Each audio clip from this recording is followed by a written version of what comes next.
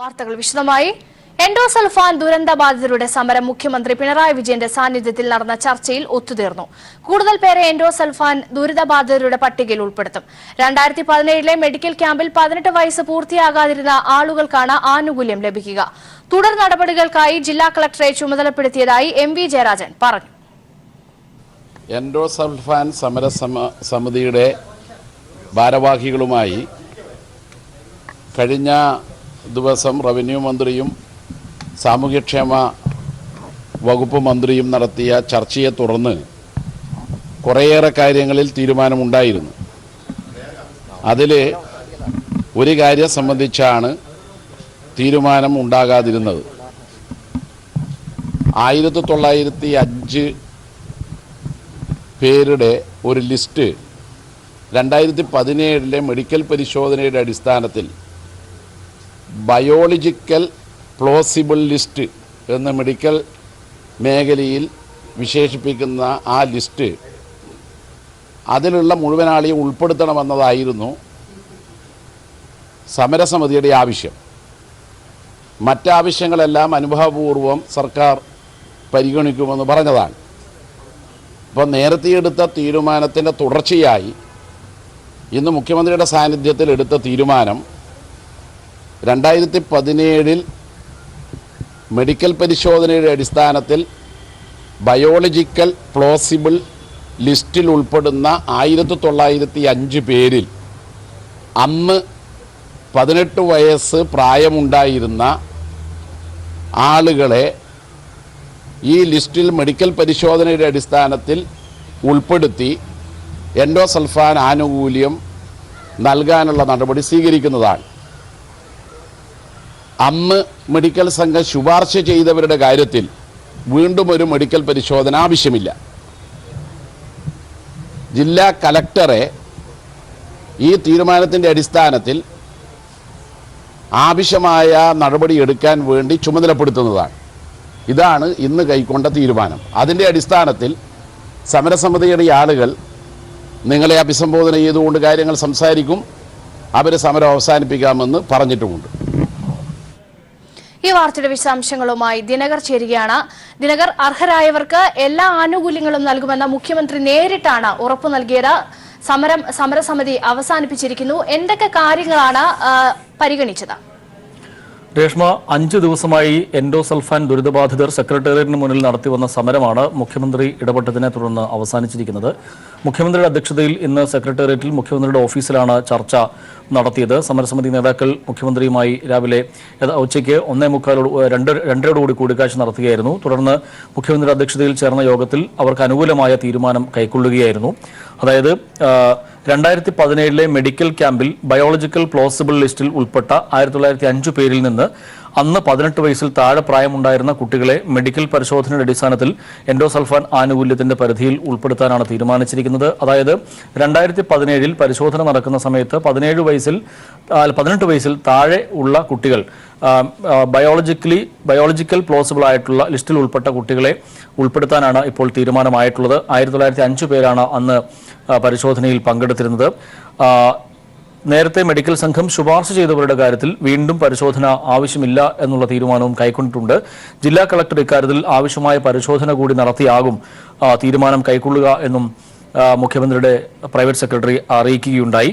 മുഖ്യമന്ത്രി നൽകിയ ഉറപ്പിന്റെ അടിസ്ഥാനത്തിൽ സമരം പിൻവലിക്കുന്നതായി സമരസമിതി അറിയിക്കുകയും ചെയ്തിട്ടുണ്ട്. അല്പം മുൻപ് അവർ സെക്രട്ടേറിയറ്റിന് മുന്നിലെ സമരം അവസാനിപ്പിക്കുകയും ചെയ്തു. സമരസമിതി കൺവീനർ അമ്പലത്തറ കുഞ്ഞികൃഷ്ണൻ, അതോടൊപ്പം തന്നെ സമരസമിതി പ്രതിനിധികളായ അംബിക സുധൻ മാങ്ങാട്, മുനീസ കെ സമീറ, അരുണി ചന്ദ്രൻ, കെ സന്തോഷ് കുമാർ എന്നിവരാണ് മുഖ്യമന്ത്രിയുമായുള്ള ചർച്ചയിൽ പങ്കെടുത്തത്. കഴിഞ്ഞ 4 ദിവസമായി അവർ സെക്രട്ടേറിയറ്റിന് മുന്നിൽ 5 ദിവസമായി സമരം നടത്തി വരികയായിരുന്നു. ഇന്ന് മുഖ്യമന്ത്രിയുടെ വസതിയിലേക്കും അവർ മാർച്ച് നടത്തിയിരുന്നു. ഇത് സംഭവവുമായി ബന്ധപ്പെട്ടുകൊണ്ട് അല്ലെങ്കിൽ എൻഡോസൾഫാൻ ദുരിതബാധിതരുടെ കാര്യത്തിൽ സർക്കാർ അനുഭാവപൂർണമായ നിലപാടായിരുന്നു നേരത്തെ മുതൽ കൈക്കൊണ്ടിരുന്നത്. അവർ ഉന്നയിച്ച 13 ആവശ്യങ്ങളിൽ 12 ആവശ്യങ്ങളും നേരത്തെ തന്നെ സർക്കാർ അംഗീകരിച്ചിരുന്നു. പിന്നീട് വന്നത് ഈ 1905 പേരുടെ കാര്യം മാത്രമാണ്. അതോടൊപ്പം തന്നെ 11 പഞ്ചായത്തുകളിൽ ഉൾപ്പെട്ടവരെയായിരുന്നു നേരത്തെ ഉൾപ്പെടുത്തിയിരുന്നത് എങ്കിൽ അത് പരിധിയിൽ മറ്റു പഞ്ചായത്തുകളിൽ കൂടി കാസർകോട്ടെ മറ്റു പഞ്ചായത്തുകളിൽ കൂടി ഇത്തരം ദുരിതബാധിതരെ ഉൾപ്പെടുത്താൻ വേണ്ടിയുള്ള തീരുമാനവും കൈക്കൊണ്ടിട്ടുണ്ട്. ഇതിന്റെ അടിസ്ഥാനത്തിലാണ് ഇപ്പോൾ ഇവർ സമരം അവസാനിപ്പിച്ചിരിക്കുന്നത്. മുഖ്യമന്ത്രിക്ക് അവർ നന്ദി അറിയിച്ചു. സമരസമിതി നേതാക്കൾ മുഖ്യമന്ത്രിക്ക് നന്ദി അറിയിച്ചു. മുഖ്യമന്ത്രിയുടെ സമയോചിത ഇടപെടൽ മൂലമാണ് സമരം അവസാനിപ്പിക്കാൻ കഴിഞ്ഞതെന്ന് അവർ ചൂണ്ടിക്കാട്ടുകയുണ്ടായി. മുഖ്യമന്ത്രി വളരെ അനുഭാവപൂർണമായ നിലപാടാണ് സമിതി നേതാക്കളുമായി നടത്തിയ ചർച്ചയിൽ സ്വീകരിച്ചത് എന്നും അവർ അറിയിച്ചു.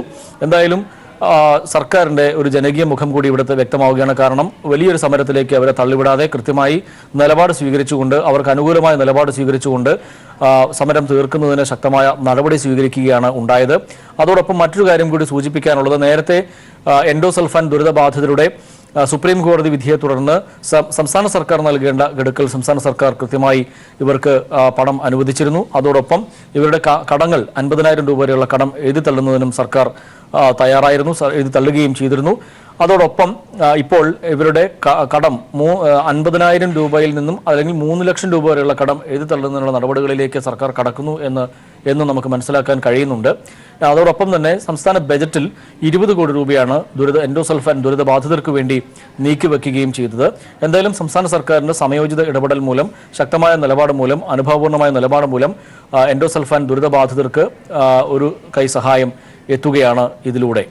ദിനകർ നേരത്തെ സൂചിപ്പിച്ചതുപോലെ ഏകദേശം 11 പഞ്ചായത്തിൽ ഉൾപ്പെട്ട ദുരിതബാധിതർക്കായിരുന്നു സർക്കാരിന്റെ സഹായങ്ങൾ നൽകിക്കൊണ്ടിരുന്നത്.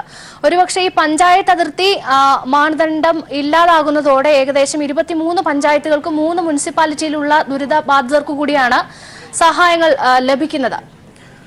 രേഷ്മ, 11 പഞ്ചായത്തുകളിൽ ഉൾപ്പെട്ടവർക്കായിരുന്നു ഈ എൻഡോസൾഫാൻ ദുരിതബാധിതര ലിസ്റ്റിൽ ഉൾപ്പെടുത്തിയിരുന്നത്. എന്നാൽ ആ പരിധി എടുത്തു കളഞ്ഞിരിക്കുന്നു എന്നാണ് നമുക്ക് മനസ്സിലാക്കാൻ കഴിയുന്നത്. അതിലൂടെ ഏതാണ്ട് 16 പഞ്ചായത്തുകൾക്കും 3 മുനിസിപ്പാലിറ്റികളിൽ കൂടി ഉൾപ്പെട്ടു വരുന്നവർക്ക് ഇതിന്റെ സഹായം ലഭ്യമാകും എന്നാണ് നമുക്ക് മനസ്സിലാക്കാൻ കഴിയുന്നത്. എന്തായാലും 1905 പേർക്ക് അവർ സമരസമിതി ഉന്നയിച്ച പ്രധാനപ്പെട്ട ആവശ്യങ്ങളിൽ ഒന്നായിരുന്നു 1905 പേർക്ക് 2017 പരിശോധന നടത്തിയപ്പോൾ ഉണ്ടായിരുന്ന 1905 പേർക്കും 1905 പേരെയും ദുരിത പട്ടികയിൽ, എൻഡോസൾഫാൻ ദുരിതബാധിതരുടെ പട്ടികയിൽ ഉൾപ്പെടുത്തണം എന്ന ആവശ്യം ഉന്നയിച്ചിരുന്നു. ആ ആവശ്യം സംസ്ഥാന സർക്കാർ പൂർണ്ണമായും അംഗീകരിച്ചിരിക്കുന്നു. അതിനനുസരിച്ചുള്ള ആനുകൂല്യങ്ങൾ അവർക്ക് ലഭിക്കുമെന്നുള്ള കാര്യത്തിൽ സംശയമില്ല. അതിന് വ്യക്തമായ ഉറപ്പാണ് മുഖ്യമന്ത്രിയിൽ നിന്നും ഇപ്പോൾ അവർക്ക് ലഭിച്ചിരിക്കുന്നത്. മുഖ്യമന്ത്രി നേരിട്ട് തന്നെ ഈ ചർച്ചയിൽ പങ്കെടുത്തുകൊണ്ട് അവരുടെ ആവശ്യങ്ങൾ അനുഭാവപൂർവ്വം പരിഗണിക്കുകയും അത് അംഗീകരിക്കുകയുമായിരുന്നു. ഇതേ തുടർന്നാണ് ഇവർ സെക്രട്ടേറിയറ്റിന് മുന്നിൽ നടത്തി വന്നിരുന്ന സമരം അവസാനിപ്പിച്ചത്. സാമൂഹ്യ പ്രവർത്തക ദയാഭായിയും ഈ സമരത്തിൽ പങ്കാളിയായിരുന്നു. ഇന്ന് അല്പം മുൻപ് ഏതാണ്ട് 3:15 ഈ സമരം അവസാനിപ്പിക്കാൻ അവർ തീരുമാനിക്കുകയായിരുന്നു. രേഷ്മ, ദിനകർ, മറ്റൊരു കാര്യം കൂടി, അതായത് കാസർഗോഡ് ജില്ലാ കളക്ടറെ ഉൾപ്പെടുത്തി 8-അംഗ നിരീക്ഷണ സമിതിയെയും നിയോഗിച്ചതായി MP ജയരാജൻ പറഞ്ഞു. ഇനിയുള്ള തുടർ നടപടികൾ എന്തൊക്കെയായിരിക്കും? രേഷ്മ, ഇക്കാര്യത്തിൽ 2017 ഞാൻ നേരത്തെ സൂചിപ്പിച്ചതുപോലെ 2017 ഈ ലിസ്റ്റ് തയ്യാറാക്കുമ്പോൾ 1905 പേരാണ് ഉൾപ്പെട്ടിരുന്നത്. അതിൽ 1905 പേർക്കും ഇനി എല്ലാവിധ ആനുകൂല്യങ്ങളും ലഭിക്കുന്നതിനുള്ള നടപടികളായിരിക്കും ഉണ്ടാവുക. ജില്ലാ കളക്ടർ ഈ കാര്യത്തിൽ ജില്ലാ കളക്ടറുടെ പരിശോധന കൂടി നടത്തുന്നതിന്റെ അടിസ്ഥാനത്തിലായിരിക്കും അന്തിമമായി ഇവർക്ക് ആനുകൂല്യങ്ങൾ ലഭിക്കുക. അത് എത്രയും വേഗം എത്തിക്കുന്നതിനുള്ള നടപടികൾ സർക്കാർ സ്വീകരിക്കും എന്നും മുഖ്യമന്ത്രി ഉറപ്പ് നൽകിയിട്ടുണ്ട്. ആ കാര്യത്തിൽ താമസം ഉണ്ടാവുകയില്ല എന്ന ഉറപ്പുമാണ് മുഖ്യമന്ത്രിയുടെ സാന്നിധ്യത്തിൽ നടന്ന ചർച്ചയിൽ അദ്ദേഹം ഇവർക്ക് നൽകിയിരിക്കുന്നത്. രേഷ്മ, ദിനകർ നേരത്തെ സൂചിപ്പിച്ചതുപോലെ കേരള സർക്കാരിന്റെ ഈ വർഷത്തെ ബജറ്റിൽ വളരെ അനുഭാവപൂർണമായ നിലപാടായിരുന്നു എൻഡോസൾഫാൻ ദുരന്ത ബാധിതരോട് സർക്കാർ സ്വീകരിച്ചത്. അതിന് പിന്നാലെയാണ് ഈ ദുരിതബാധിതരുടെ സമരത്തിന് അനുകൂലമായ തീരുമാനം സർക്കാരിന്റെ ഭാഗത്തു നിന്ന് ഉണ്ടായിരിക്കുന്നത്. വളരെ ജനകീയമായ ഒരു തീരുമാനമാണല്ലോ സർക്കാർ മുന്നോട്ട് വെക്കുന്നത്.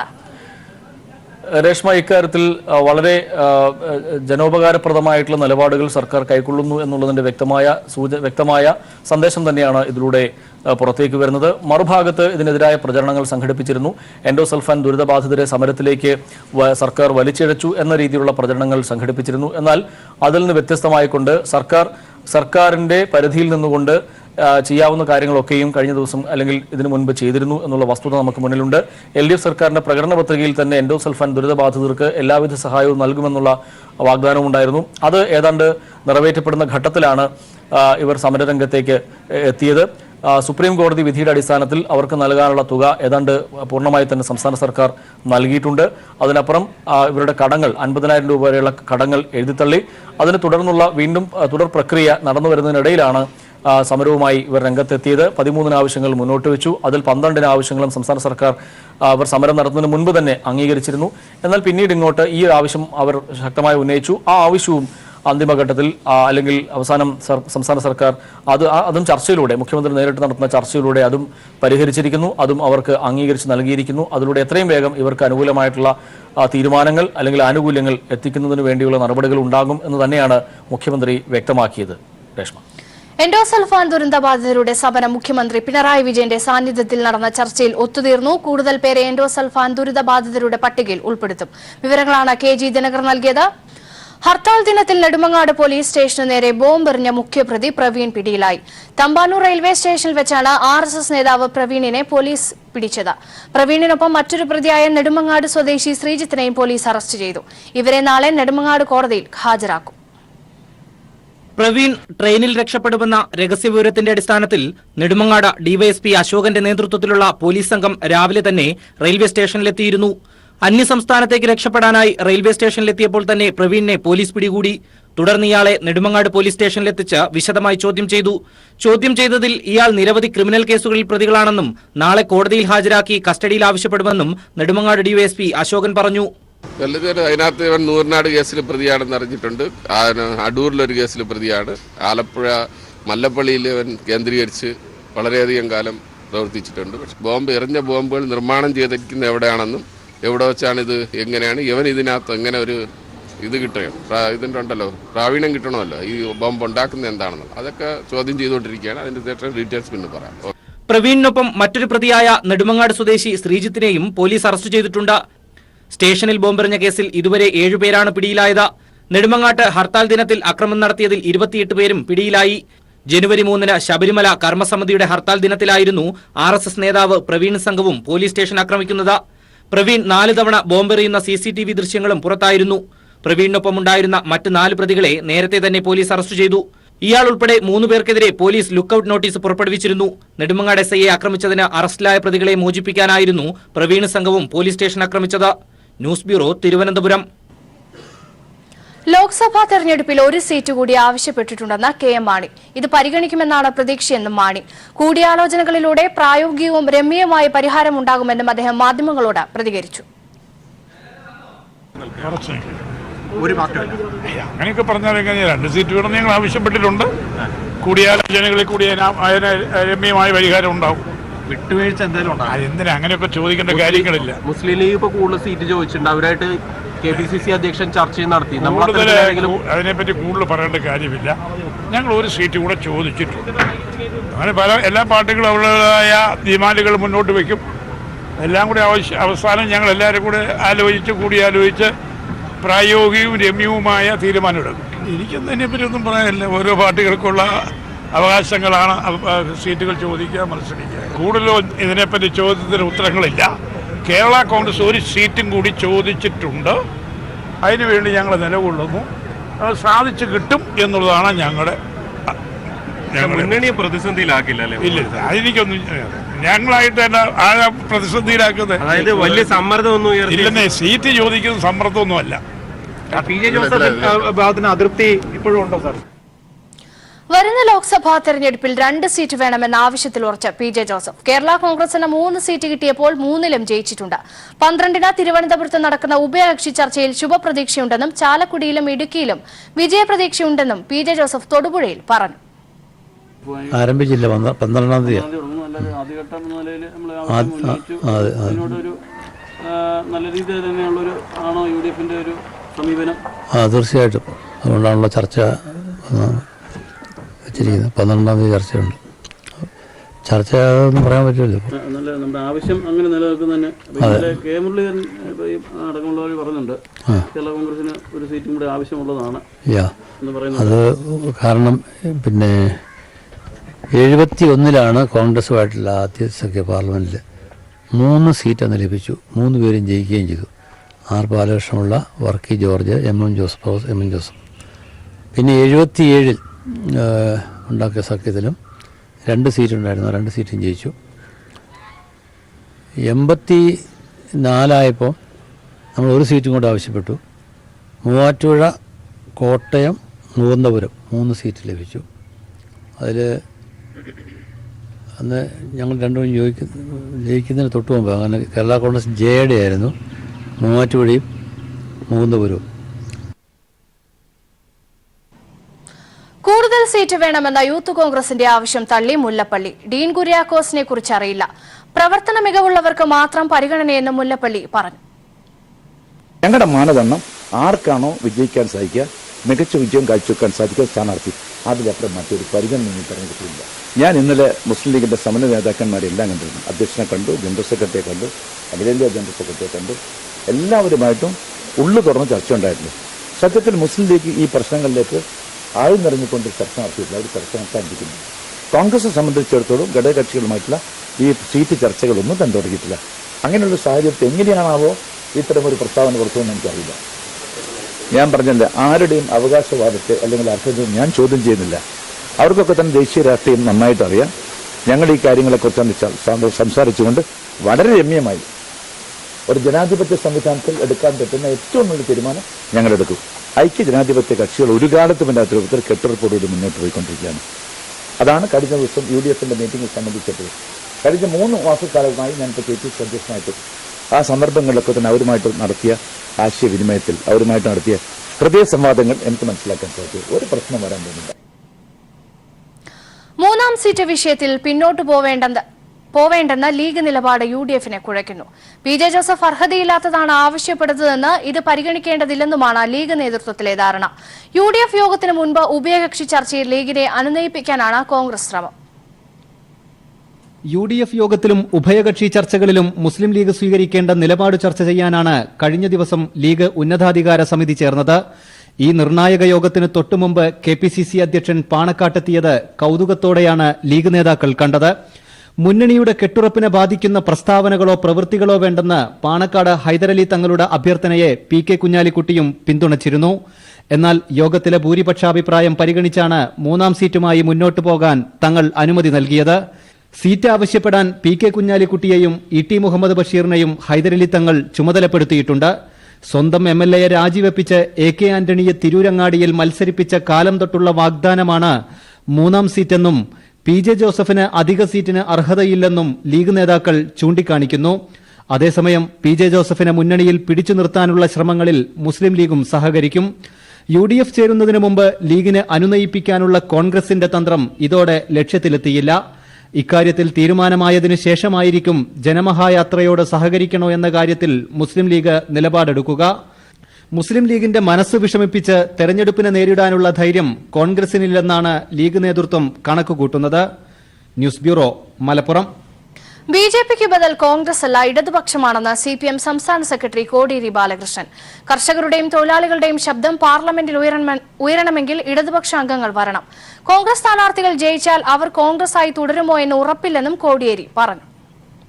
കോൺഗ്രസിനെ തെരഞ്ഞെടുത്ത് BJPയെ നേരിടാം എന്ന് കേരളത്തിൽ നടത്തിക്കൊണ്ടിരിക്കുന്ന പ്രചാരവേല സംസ്ഥാനത്ത് വിലപ്പോവുകയില്ല.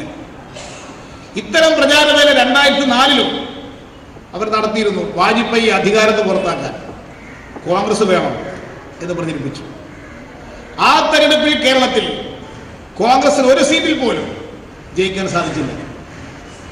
ഇടതുപക്ഷമാണ് 20-ൽ 18 സീറ്റ് നേടിക്കൊണ്ട് വാജ്പേയി സർക്കാരിനെ അധികാരത്തെ പുറത്താക്കാൻ ഇവിടെ നിന്ന് വിജയിച്ച ലോക്സഭാ MP-മാരാണ്, ഇടതുപക്ഷ MP-മാരാണ് വാജ്പേയി സർക്കാരിനെ താഴത്തിറക്കിയത്. ആവശ്യപ്പെട്ട് കേരള പോലീസ് ഇന്റർപോളിന് കത്ത് നൽകി. ബ്യൂട്ടി പാർലർ വെടിവെപ്പ് കേസിൽ തെളിവെടുപ്പിന് വിട്ടുകിട്ടണമെന്നാണ് ആവശ്യം. എന്നാൽ പൂജാരിയെ ഇന്ത്യയിലേക്ക് എത്തിക്കുന്നതിൽ ഇനിയും വ്യക്തത വന്നിട്ടില്ല. ആഫ്രിക്കയിലെ സെനഗലിൽ അറസ്റ്റിലായ കുപ്രസിദ്ധ കുറ്റവാളി രവി പൂജാരിയെ വിട്ടുകിട്ടണമെന്നാവശ്യപ്പെട്ട് കൊച്ചി സിറ്റി പോലീസ് ഇന്റർപോളിനെ സമീപിച്ചു. ബ്യൂട്ടി പാർലർ വെടിവെപ്പ് കേസിൽ പ്രതിയാണെന്നും തെളിവെടുപ്പിന് ആവശ്യമാണെന്നും കാണിച്ചാണ് കത്തയച്ചത്. എന്നാൽ പൂജാരിയെ ഇന്ത്യയിലേക്ക് എത്തിക്കുമെന്ന കാര്യത്തിൽ ഇനിയും വ്യക്തതയുണ്ടായിട്ടില്ല. നടി ലീന മരിയ പോൾ കൊച്ചിയിൽ നടത്തുന്ന ബ്യൂട്ടി പാർലറിന് നേരെ ആക്രമണം ഉണ്ടായത് ഇക്കഴിഞ്ഞ ഡിസംബർ 15-നാണ്. ബൈക്കിലെത്തിയ 2-അംഗ സംഘം വെടിതീർത്തു മടങ്ങുമ്പോൾ അധോലോക കുറ്റവാളി രവി പൂജാരിയുടെ പേരെഴുതിയ കടലാസ് സ്ഥലത്ത് ഉപേക്ഷിച്ചിട്ട് പോയാണ് ആദ്യ സൂചന. 25 കോടി ആവശ്യപ്പെട്ട് തൊട്ടുമുൻപുള്ള ദിവസങ്ങളിൽ പൂജാരി ഫോണിൽ ബന്ധപ്പെട്ടതായാണ് ലീന മരിയയുടെ മൊഴി. വിദേശത്ത് കഴിയുന്ന പൂജാരിയെ കിട്ടാൻ ഒരു വഴിയുമില്ലാതിരിക്കെ വെടിവയ്പ്പിന് ഏർപ്പാട് ചെയ്ത പ്രാദേശിക ക്രിമിനൽ സംഘങ്ങളെ കണ്ടെത്താനായിരുന്നു ആദ്യ അന്വേഷണം. ഇതിനിടെ ഒട്ടും പ്രതീക്ഷിക്കാതെയാണ് മറ്റൊരു കേസിൽ ആഫ്രിക്കയിൽ രവി പൂജാരി അറസ്റ്റിലാവുന്നത്. ഇന്ത്യയിലേക്ക് എത്തിക്കാൻ ചാരസംഘടനയായ റോയും ഇന്റലിജൻസ് ബ്യൂറോയും ശ്രമം തുടരുമ്പോഴാണ് കൊച്ചി പോലീസും രവി പൂജാരിക്കായി വലവിരിക്കുന്നത്. News desk. ബജറ്റ് പ്രഖ്യാപനത്തിനു പിന്നാലെ കർഷകർക്ക് 6000 രൂപ സാമ്പത്തിക സഹായം നൽകുന്ന പദ്ധതിയുടെ ഗുണഭോക്താക്കളെ കണ്ടെത്താൻ സംസ്ഥാനങ്ങൾക്ക് കേന്ദ്ര സർക്കാരിന്റെ നിർദ്ദേശം. ഫെബ്രുവരി 1 വരെയുള്ള സംസ്ഥാന ഭൂരേഖകളുടെ അടിസ്ഥാനത്തിൽ ഗുണഭോക്താക്കളെ കണ്ടെത്തണം. ആദ്യ ഗഡു വേഗം എത്തിച്ച തെരഞ്ഞെടുപ്പ് നേട്ടമുണ്ടാക്കാനാണ് നീക്കം. ഉടൻ വിവരങ്ങൾ നൽകാനാണ് ചീഫ് സെക്രട്ടറിമാർക്ക് അയച്ച കത്തിൽ കേന്ദ്രം ആവശ്യപ്പെട്ടത്. പ്രധാനമന്ത്രി കിസാൻ സമ്മാൻ നിധിയുടെ ആദ്യ ഗഡുവായ 2000 രൂപ തെരഞ്ഞെടുപ്പിന് തൊട്ടു മുൻപ് കർഷകരുടെ അക്കൗണ്ടിൽ എത്തിക്കാനാണ് കേന്ദ്ര സർക്കാരിന്റെ നീക്കം. ഇതുവഴി കർഷകരോഷം തണുപ്പിച്ച് തെരഞ്ഞെടുപ്പിൽ നേട്ടമുണ്ടാക്കാനാണ് ലക്ഷ്യമിടുന്നത്. ബജറ്റ് പ്രഖ്യാപനത്തിന് പിന്നാലെ പദ്ധതി നടപടികൾ ഉടൻ പൂർത്തിയാക്കാനുള്ള നിർദ്ദേശവുമായാണ് സംസ്ഥാന ചീഫ് സെക്രട്ടറിമാർക്ക് കേന്ദ്ര കൃഷി സെക്രട്ടറി കത്തയച്ചത്.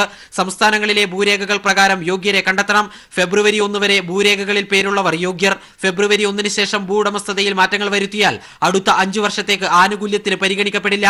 വ്യത്യസ്ത വില്ലേജുകളിലാണ് ഒരു കുടുംബത്തിന്റെ ഭൂമിയെങ്കിൽ ഇത് ഒരുമിച്ച് പരിഗണിക്കാം. കൃഷിഭൂമിയുടെ ഉടമസ്ഥാവകാശം മാറ്റി നൽകുമ്പോൾ ആനുകൂല്യം ലഭിക്കും. സംസ്ഥാനങ്ങൾ ആധാർ, ബാങ്ക് അക്കൗണ്ട് അടക്കമുള്ള വിവരങ്ങൾ ശേഖരിച്ച് ഗുണഭോക്താക്കളുടെ ഡാറ്റാബേസ് തയ്യാറാക്കണമെന്നും കത്തിൽ പറയുന്നു. ഡിസംബർ 1 മുതൽ മാർച്ച് 31 വരെയുള്ള ആദ്യ ഗഡു നൽകാനാണ് നീക്കം. കേന്ദ്രത്തിൽ പദ്ധതി മേൽനോട്ടത്തിനായി യൂണിറ്റ് സ്ഥാപിക്കും. സംസ്ഥാനങ്ങളും ബന്ധപ്പെട്ട വകുപ്പിനെ ചുമതലപ്പെടുത്തണം. പദ്ധതിയുടെ മുഴുവൻ ചെലവും കേന്ദ്രം വഹിക്കും. ഫണ്ടിന്റെ പരമാവധി 0.125% തുക സംസ്ഥാനങ്ങൾക്ക് ഭരണപരമായി ആവശ്യം വരുന്ന ചെലവായി നൽകും. സുതാര്യതയ്ക്കായി ഗുണഭോക്താക്കളുടെ വിവരങ്ങൾ ഗ്രാമപഞ്ചായത്തുകളിൽ പ്രദർശിപ്പിക്കണം.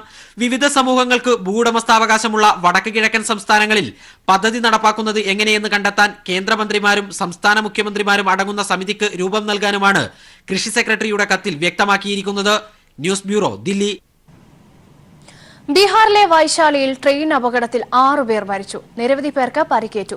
ബീഹാറിലെ വൈശാലി ജില്ലയ്ക്ക് സമീപം ഇന്ന് പുലർച്ചെ 3:50-നാണ് അപകടമുണ്ടായത്. ബീഹാറിലെ ജോഗ്ബാനിയിൽ നിന്ന് ഡൽഹിയിലേക്ക് പുറപ്പെട്ട സീമാഞ്ചൽ എക്സ്പ്രസ് ആണ് അപകടത്തിൽപ്പെട്ടത്. സീമാഞ്ചൽ എക്സ്പ്രസിന്റെ 9 കോച്ചുകളാണ് പാളം തെറ്റിയത്. അപകട സമയം ട്രെയിൻ പൂർണ്ണ വേഗതയിലായിരുന്നുവെന്ന് അധികൃതർ പറഞ്ഞു.